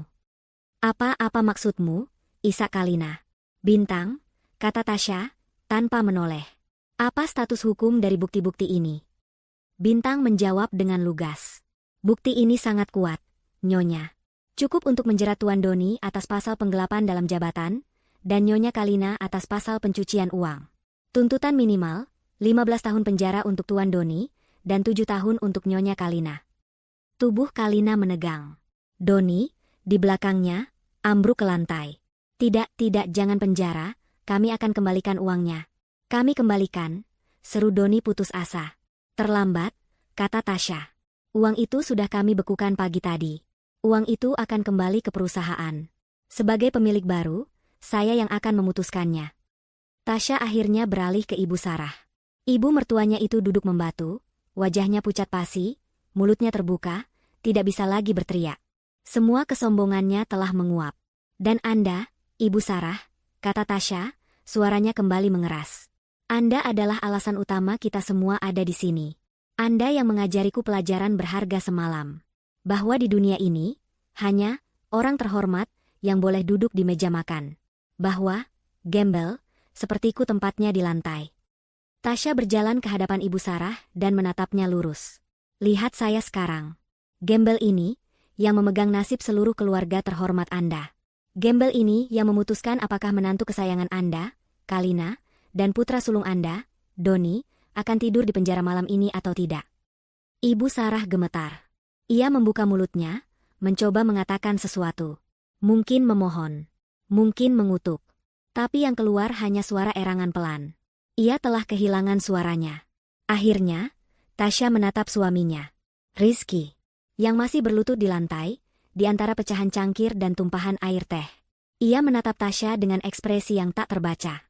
Ada ketakutan, ada penyesalan, ada kebencian, dan ada cinta yang menyakitkan. Tasya, bisiknya. Kenapa? Kenapa kau lakukan ini pada kami? Padaku? Aku tahu aku salah. Tasya, aku tahu aku pengecut. Tapi, sampai sejauh ini, menghancurkan kami semua. Tasya menatap suaminya. Untuk pertama kalinya, tatapan dinginnya sedikit melembut. Tapi bukan melembut karena cinta. Melembut karena kasihan. Aku tidak menghancurkan kalian, Mas Rizky, katanya pelan. Kalian yang menghancurkan diri kalian sendiri. Ayahmu dengan utangnya. Kakakmu dengan pencuriannya. Ibumu dengan kesombongannya. Dan kau. Tasya berjongkok di depan Rizky, di antara pecahan beling. Dan kau dengan diammu. Aku tidak pernah meminta dibelikan berlian. Aku tidak pernah meminta rumah mewah. Aku hanya minta satu hal darimu, untuk membelaku. Untuk berdiri di sisiku. Untuk melindungiku, bukan dari dunia, tapi dari keluargamu sendiri. Air mata akhirnya menggenang di mata Tasya, tapi tidak jatuh. Semalam, aku memberimu kesempatan terakhir. Saat ibumu mendorongku, aku melihat matamu. Kau diam. Kau membiarkannya. Kau lebih memilih harga dirimu yang palsu daripada harga diriku yang diinjak-injak. Kau memilih mereka. Jadi pagi ini, aku memilih diriku sendiri. Tapi aku mencintaimu, Tasya. Seru Rizky, mencoba meraih tangan Tasya. Tasya menarik tangannya. Tidak. Kau tidak mencintaiku. Kau mencintai gagasan tentang dirimu yang menikahi gadis miskin. Kau mencintai perasaan superioritasmu. Cintamu tidak cukup. Tasya berdiri. Ia merapikan jasnya yang tidak kusut. Ia sudah selesai. Bintang, katanya, suaranya kembali tegas. Apa status Tuan Doni saat ini? Asisten Bintang memeriksa jam tangannya. Tim kepolisian dari unit kejahatan ekonomi sudah menunggu di luar radius 1 kilometer. Nyonya. Mereka menunggu perintah Anda untuk menjemput Tuan Doni dan Nyonya Kalina. Mata Kalina dan Doni membelalak ngeri. Ibu Sarah menjerit tertahan. Tasya menatap Doni, lalu Kalina. Pilihan yang menarik, bukan? Katanya. Kursi di restoran, atau kursi di ruang interogasi. Ia berjalan menuju pintu, pengawalnya membukakan jalan. Tunggu, teriak Pak Herman, suaranya parau. Apa yang kau inginkan dari kami? Apa yang harus kami lakukan agar kau tidak memenjarakan anak-anakku? Tasya berhenti di ambang pintu. Ia menoleh sedikit, menatap mereka semua untuk terakhir kalinya. Saya ingin kalian belajar, katanya. Dan pelajaran pertama akan dimulai dengan surat cerai. Kata, surat cerai, menggantung di udara yang sesak itu, lebih berat daripada semua ancaman kebangkrutan yang telah terucap. Itu adalah vonis yang bersifat pribadi, sebuah sayatan yang jauh lebih dalam daripada sekadar penyitaan aset. Pak Herman, Ibu Sarah, Doni, dan Kalina membeku. Mereka baru saja ditawari secercah harapan. Kemungkinan pembebasan Doni dan Kalina dari penjara, dan kini Tasya mengaitkannya dengan perceraian Rizky. Mata mereka semua beralih kepada Rizky, yang masih berlutut di lantai, dikelilingi pecahan beling. Rizky mendongak. Wajahnya hancur oleh air mata dan kebingungan. Cerai? Tasya, tidak, jangan. Jangan lakukan ini. Aku tahu aku salah. Tapi cerai? Ia mencoba merangkak maju, ingin menyentuh kaki Tasya, tapi pengawal di belakang Tasya berdeham pelan, sebuah peringatan yang membuat Rizky membeku. Aku bisa berubah. Tasya, aku bersumpah. Aku akan meninggalkan mereka. Aku akan ikut denganmu. Aku akan jadi suami yang kau inginkan. Tasya menatapnya tanpa ekspresi. Kau akan ikut denganku? Kenapa? Karena sekarang aku kaya? Karena aku punya kuasa? Begitu, Mas Rizky? Dulu saat aku gembel, kau bahkan tidak bisa berdiri di sampingku. Sekarang aku punya segalanya. Kau mau ikut denganku? Itu bukan cinta. Itu oportunisme. Bukan, teriak Rizky. Aku mencintaimu.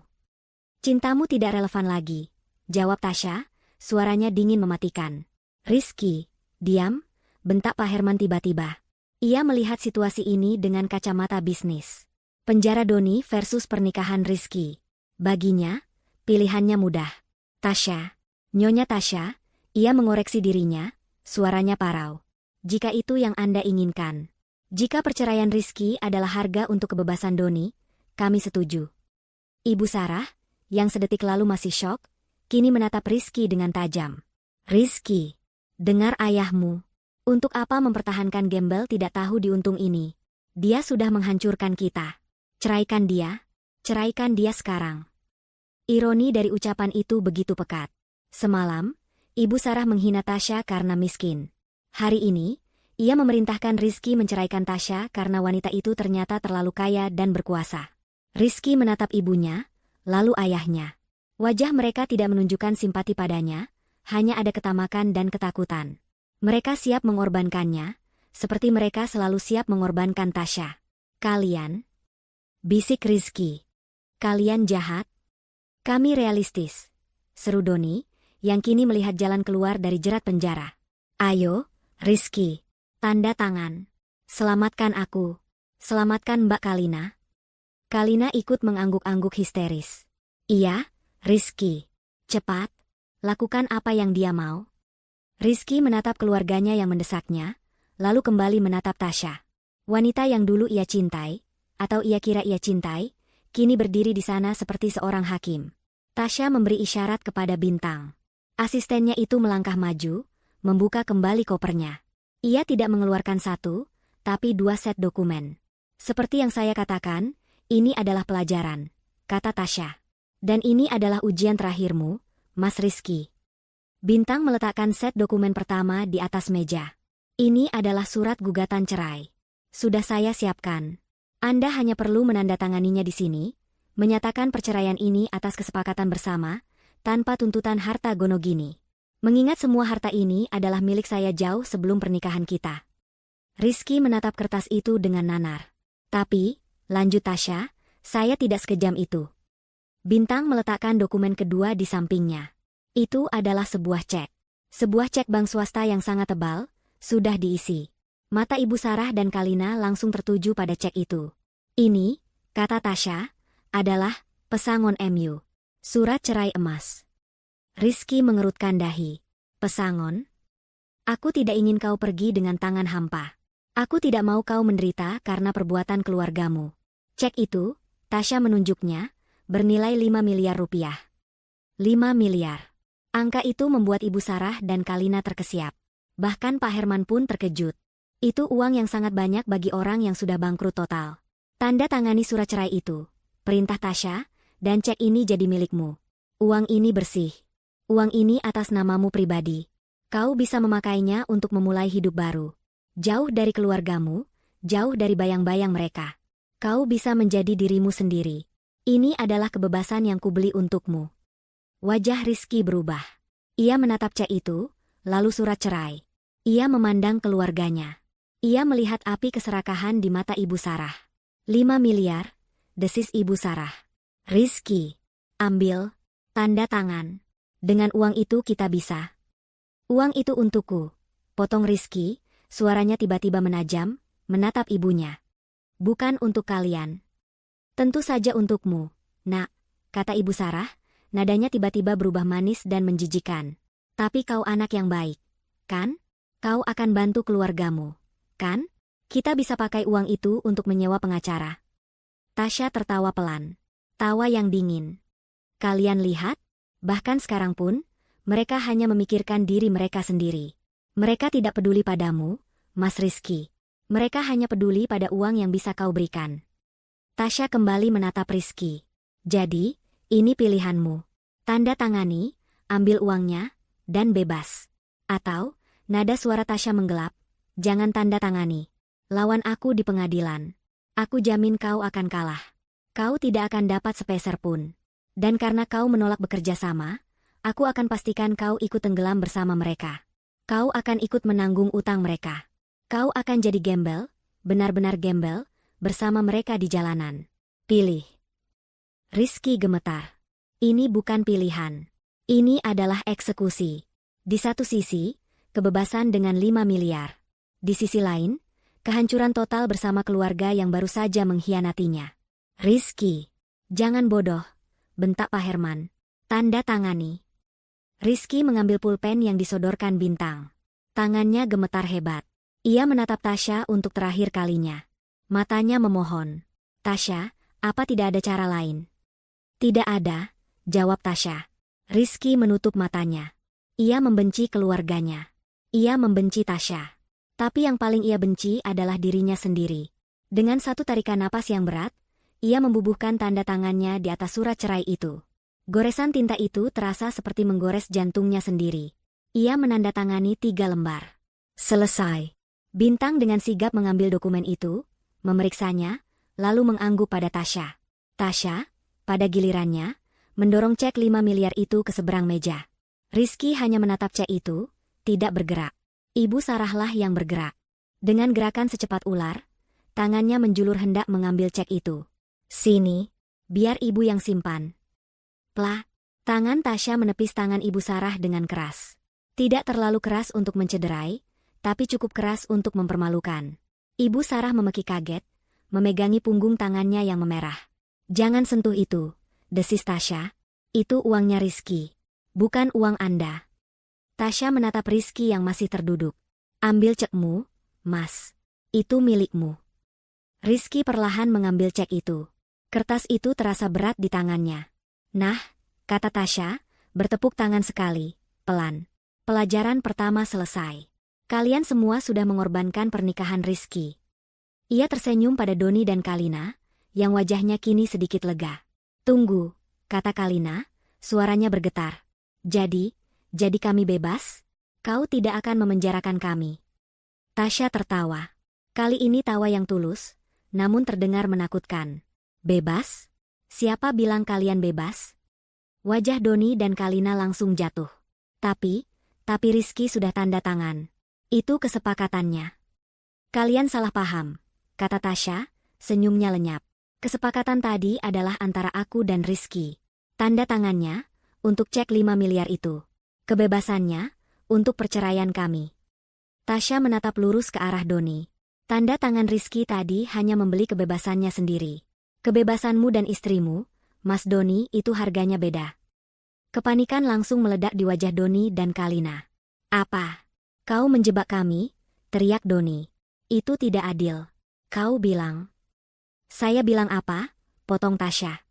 Saya bilang ini adalah pelajaran. Pelajaran pertama adalah surat cerai. Kalian semua lulus dengan nilai buruk. Sekarang, selamat datang di pelajaran kedua, konsekuensi. Tasya, jangan. Rizky, yang masih memegang ceknya, tiba-tiba angkat bicara. Cukup. Kau sudah dapatkan semuanya. Kau sudah menghancurkan kami. Kau sudah menceraikanku. Apa itu belum cukup? Lepaskan mereka. Tasya menoleh pada mantan suaminya itu. Mas Rizky, kau sekarang orang bebas. Dan kaya. Kau tidak punya urusan lagi di sini. Kenapa kau masih membela mereka? Keluarga yang sama yang rela menjualmu demi uang. Rizky terdiam. Tasya kembali fokus pada keluarga inti Adijaya. Kalian ingin tahu harga kebebasan Doni dan Kalina? Pak Herman mengangguk lemah. Ia siap mendengar angka triliunan. Ia siap menyerahkan sisa hidupnya. Harganya, kata Tasya, bukan uang. Kalian sudah tidak punya uang. Harganya adalah kehormatan kalian. Sesuatu yang kalian junjung tinggi, yang kalian pakai untuk menginjakku. Tasya melirik ke jam dinding. Sekarang pukul 10:30. Saya beri kalian waktu, 1 jam. Tepat pukul 11:30, kalian berempat, ia menunjuk Pak Herman, Ibu Sarah, Doni, dan Kalina, harus sudah keluar dari rumah ini. Keluar? Tanya Ibu Sarah bingung.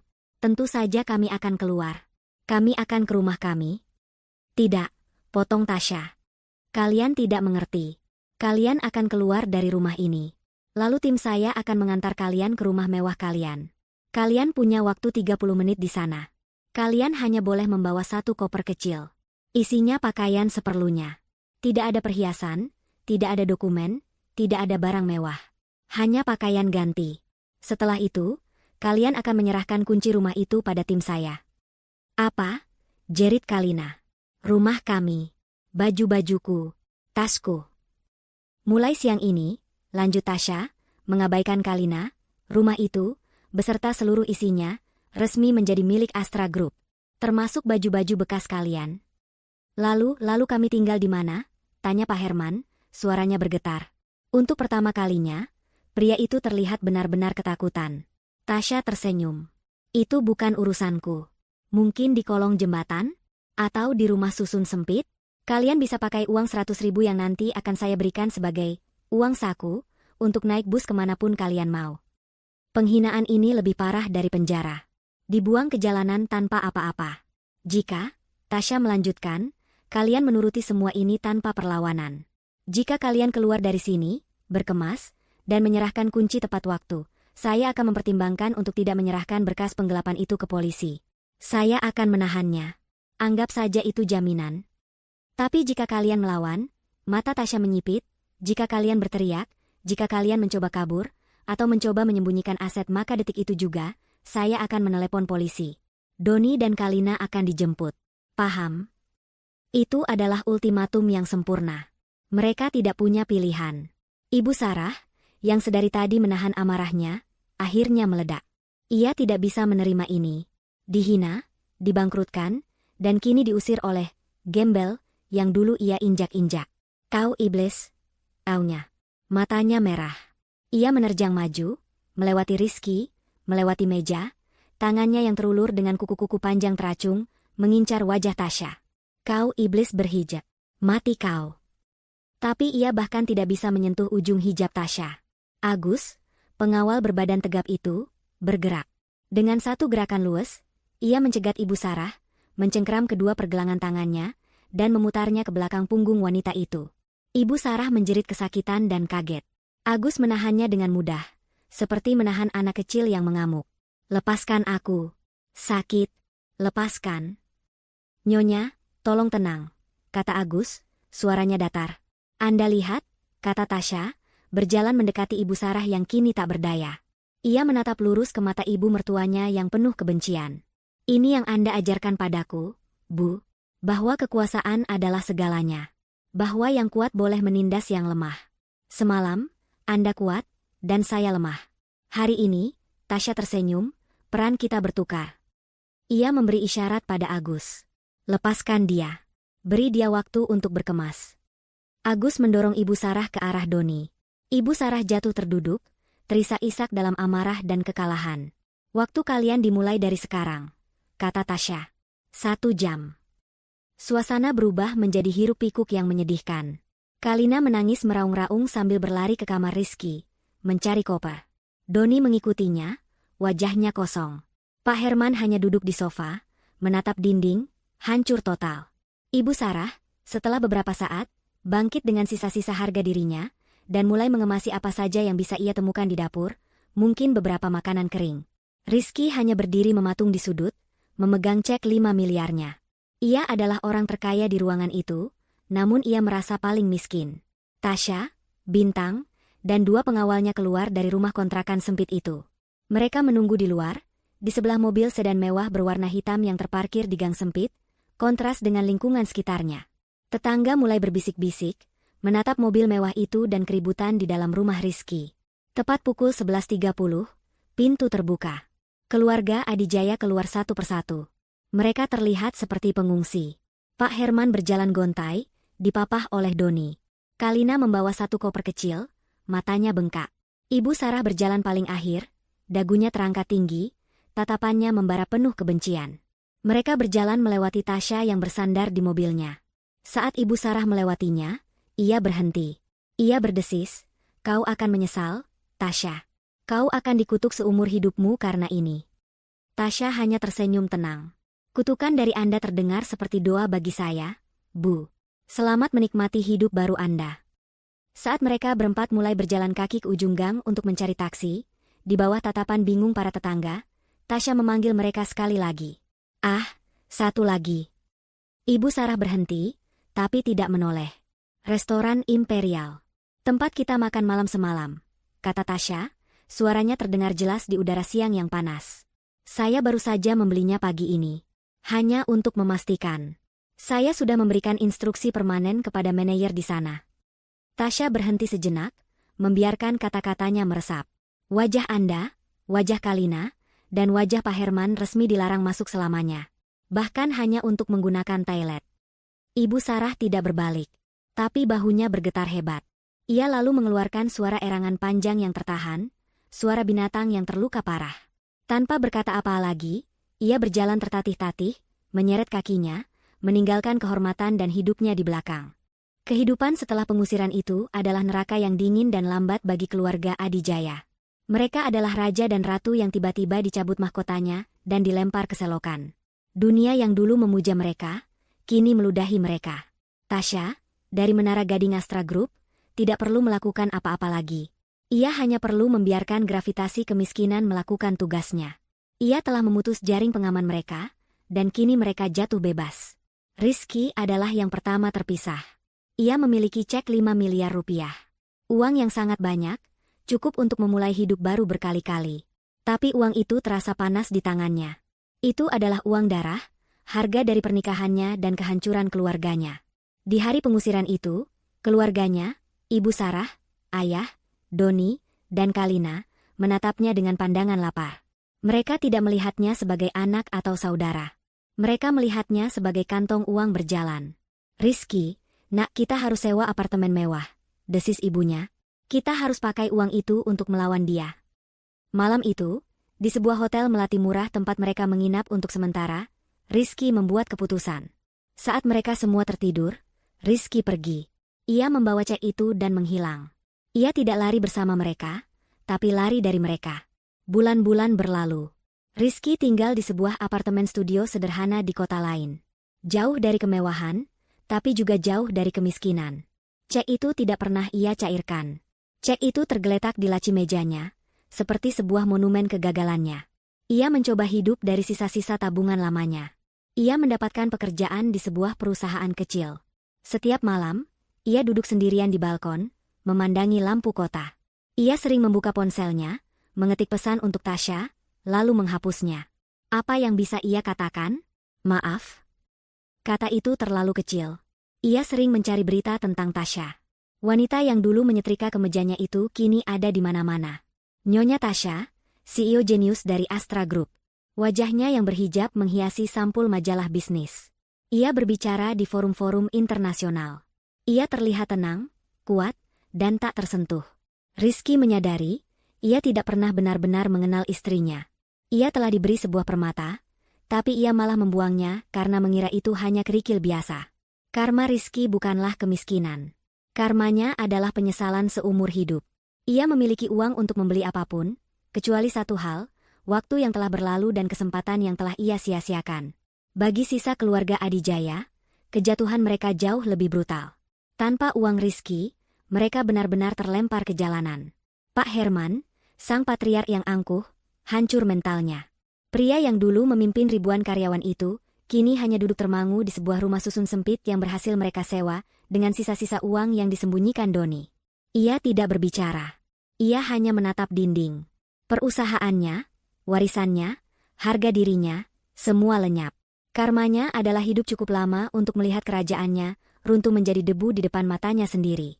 Doni dan Kalina, pasangan emas itu, kini menjadi pasangan kaleng rombeng. Ancaman penjara dari Tasya masih menggantung di atas kepala mereka. Berkas itu tidak pernah diserahkan, tapi juga tidak pernah dicabut. Itu adalah tali kekang yang dipegang Tasya.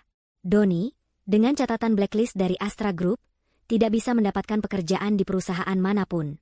Ia berakhir menjadi kuli panggul di pasar, memeras keringat untuk beberapa lembar uang ribuan. Setiap malam ia pulang dengan bau keringat dan kemarahan, yang seringkali ia lampiaskan pada Kalina. Kalina, si sosialita cantik, adalah yang paling menderita. Kehidupannya adalah tentang penampilan. Kini, penampilannya hancur. Tanpa perawatan mahal, kulitnya kusam. Tanpa gaun desainer, ia hanya memakai daster murah. Ia harus belajar melakukan apa yang dulu ia hina, mencuci, memasak, dan mengantri. Puncak kehinaannya terjadi 6 bulan setelah pengusiran. Uang mereka habis. Doni belum gajian. Mereka tidak makan selama sehari. Dengan perut melilit, Kalina terpaksa pergi ke dapur umum yang diadakan sebuah yayasan. Ia berdiri di antrian panjang yang bau, di antara para pengemis dan pemulung. Ia menundukkan kepalanya dalam-dalam, menutupi wajahnya. Ia menangis tanpa suara saat tangannya yang kasar menerima sebungkus nasi dan sepotong tempe. Di seberang jalan, ia melihat sekilas seorang wanita dari lingkaran arisan lamanya, turun dari mobil mewah. Wanita itu melihat Kalina, matanya membelalak kaget, lalu cepat-cepat membuang muka dan masuk ke sebuah butik. Saat itulah Kalina sadar, ia bukan hanya miskin, ia telah menjadi tak kasat mata. Tapi karma terberat, disiapkan khusus untuk Ibu Sarah.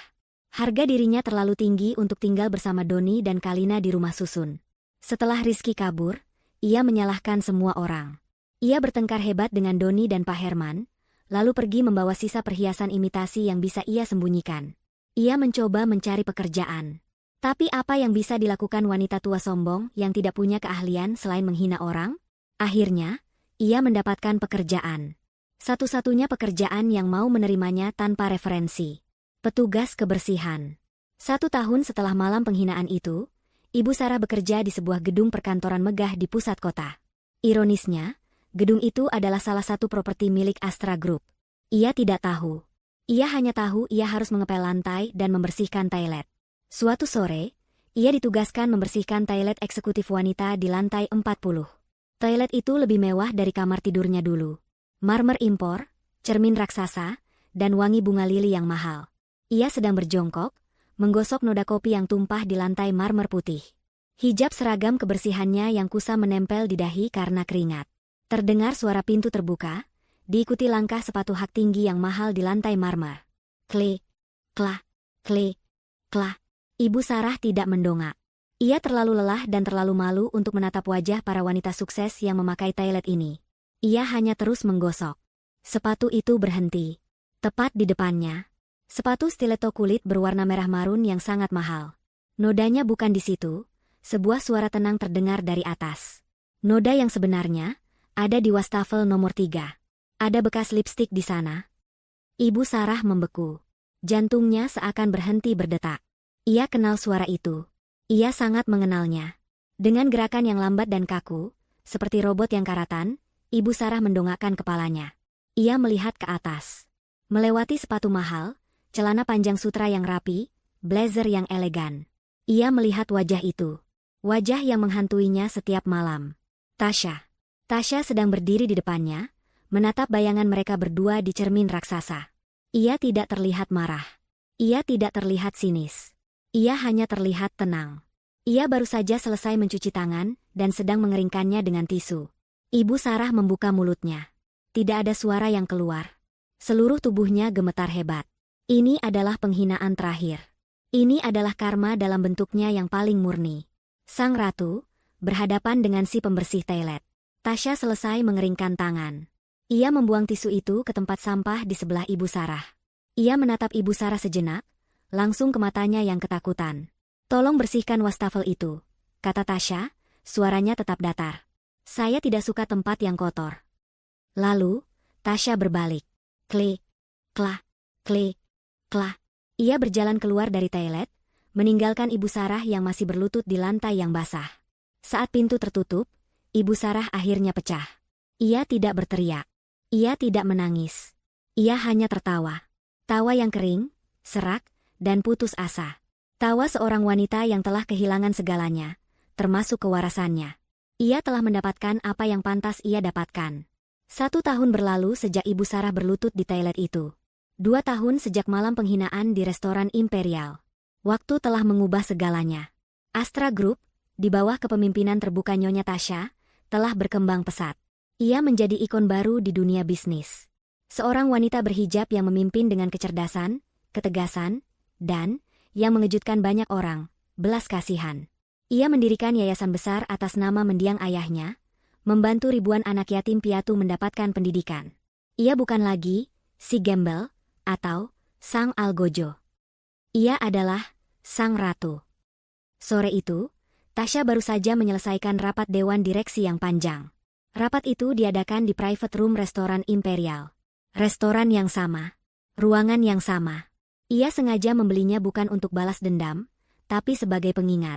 Pengingat tentang siapa dirinya dulu, dan pengingat untuk tidak pernah menjadi seperti orang-orang yang telah menyakitinya. Para direktur, termasuk Pak Budi yang setia, sudah pamit undur diri. Mereka menawarinya untuk mengawalnya pulang. Tidak, terima kasih, Pak Budi, kata Tasya sambil tersenyum. Saya rasa saya ingin makan malam di sini. Sendirian? Baik, Nyonya. Kami permisi, kata Pak Budi, membungkuk hormat.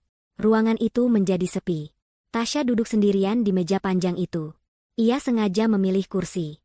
Kursi yang sama persis tempat ia didorong hingga jatuh 2 tahun lalu. Ia memesan steak kesukaannya. Suasana restoran itu kini terasa berbeda. Dulu terasa mengintimidasi, kini terasa seperti rumahnya sendiri. Ia makan dengan tenang, menikmati setiap gigitan. Ia sudah berdamai dengan masa lalunya. Saat ia sedang menikmati makanannya, seorang pelayan baru masuk untuk membersihkan meja di sebelahnya. Pelayan itu terlihat sangat gugup. Tangannya gemetar. Ia mungkin masih dalam masa pelatihan. Saat ia mencoba mengangkat tumpukan piring kotor, ia kehilangan keseimbangan. Praaang. Sebuah nampan perak, beberapa piring, dan sebuah gelas air jatuh ke lantai. Pecahan kaca berhamburan. Air es muncrat kemana-mana, membasahi lantai marmer dan sebagian kecil mengenai ujung celana panjang sutra yang dipakai Tasya. Dunia seakan berhenti. Manajer restoran, yang melihat dari kejauhan, langsung berlari dengan wajah pucat pasi. Nyonya Tasya. Nyonya. Anda tidak apa-apa? Serunya panik. Ia lalu berbalik ke pelayan yang kini berdiri mematung, gemetar ketakutan. Kamu. Bodoh sekali. Apa yang kau lakukan? Kau tidak tahu siapa dia? Kau dipecah. Pelayan wanita itu langsung menangis. Bukan tangisan pura-pura, tapi tangisan putus asa seseorang yang hidupnya bergantung pada pekerjaan itu. Tidak tolong, Pak, jangan pecat saya. Isaknya. Ia langsung berlutut, persis seperti yang dilakukan Tasya dulu, dan mencoba memunguti pecahan beling dengan tangan kosong. Saya mohon, jangan, saya punya anak yang harus dihidupi, saya mohon. Tasya menatap pemandangan itu. Adegan ini terasa sangat familiar. Seorang wanita berlutut di lantai restoran ini. Tunggu, kata Tasya. Suaranya tenang, namun memiliki otoritas yang membuat manajer itu langsung diam. Tasya meletakkan sendok dan garpunya. Ia mengambil serbet linen bersih dari mejanya. Ia berdiri dan berjalan menghampiri pelayan yang masih berlutut itu. Hentikan, kata Tasya, suaranya lembut. Nanti tanganmu terluka. Pelayan itu mendongak. Air mata membasahi wajahnya yang kuyu dan lebih tua dari usianya. Rambutnya diikat ke belakang dengan sanggul pelayan yang berantakan. Saat mata mereka bertemu, pelayan itu membeku. Napasnya tercekat. Itu adalah Kalina. Wajah yang dulu angkuh dan sinis itu, kini dipenuhi ketakutan yang luar biasa. Ia mengenali Tasya. Dan ia tahu, ini adalah akhirnya. Dihina di restoran yang sama, oleh orang yang sama. Ia memejamkan mata, menunggu teriakan, menunggu makian, menunggu diusir. Nyonya. Nyonya Tasya saya. Kalina tergagap, tidak bisa berkata-kata. Ia ingin lari, tapi kakinya lemas. Tasya menatap Kalina. Ia melihat lingkaran hitam di bawah matanya. Ia melihat bekas luka kecil di tangannya yang kurus. Ia melihat keputusasaan di mata wanita itu. Ia bisa saja menghancurkannya. Satu kata darinya, dan Kalina akan kembali ke jalanan. Sebaliknya, Tasya berjongkok. Ia menyejajarkan matanya dengan Kalina. Sama seperti yang ia lakukan di rumah kontrakan Rizky dulu. Tapi kali ini, matanya tidak dingin. Tanganmu, kata Tasya pelan, menunjuk tangan Kalina yang mulai berdarah karena pecahan beling. Tasya menyodorkan serbet linen yang dipegangnya. Bersihkan lukamu. Kalina menatap serbet itu, lalu menatap Tasya. Ia tidak mengerti. Tidak apa-apa, kata Tasya, suaranya meyakinkan. Semua orang bisa membuat kesalahan. Lantainya bisa dipel. Gelasnya bisa diganti. Itu hanya barang. Dengan tangan gemetar, Kalina menerima serbet itu dan menekan lukanya. Tasya lalu berdiri dan menoleh ke manajer yang masih berdiri kaku. Bapak, katanya. Bawa dia ke belakang. Obati lukanya. Dia tidak dipecat. Dia hanya kelelahan. Beri dia minum, lalu biarkan dia melanjutkan pekerjaannya jika dia sudah tenang. Manajer itu terperangah. Tapi, Nyonya, dia sudah mengganggu Anda. Dia tidak menggangguku, kata Tasya tegas. Dia hanya mengalami kecelakaan kerja. Lakukan yang saya perintahkan. Baik, Nyonya. Manajer itu mengangguk cepat. Tasya menatap Kalina untuk terakhir kalinya. Kalina masih berlutut, menatapnya dengan campuran rasa tidak percaya, malu, dan terima kasih yang mendalam. Pengampunan ini adalah hukuman yang jauh lebih berat daripada kemarahan. Pengampunan ini membakar habis sisa-sisa kesombongannya. Tasya memberinya senyuman kecil. Senyuman tulus yang pertama kali ia berikan pada Kalina. Berdirilah, kata Tasya. Lantai ini dingin. Nanti kau sakit. Pelayan lain membantu Kalina yang lunglai untuk berdiri dan menuntunnya ke belakang. Tasya kembali ke mejanya. Ia duduk dengan tenang. Ia memandang ke seberang ruangan, ke kursi tempat Kalina dulu duduk dengan angkuh setelah ia terjatuh. Ia lalu memanggil pelayan lain. Mas, boleh minta 1 creme brulee. Pelayan itu mengangguk dan pergi. Tasya memandang keluar jendela, ke lampu-lampu kota. Ia telah menghancurkan musuh-musuhnya dengan kekuatannya. Tapi malam ini, ia telah benar-benar menang dengan belas kasihnya. Gembel yang dulu terhina itu kini duduk di kursi yang sama. Bukan lagi sebagai korban, tapi sebagai seorang ratu yang tak terbantahkan, yang kekuatannya tidak lagi diukur dari seberapa keras ia bisa menjatuhkan, tapi dari seberapa besar ia bisa memaafkan.